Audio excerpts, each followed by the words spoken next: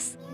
Tapi karena hidup belum berpihak padanya, tak lama kemudian, ibu kucing menghampiri. Ia duduk di samping Win, lalu memeluknya erat-erat cinta yang tak pernah kurang.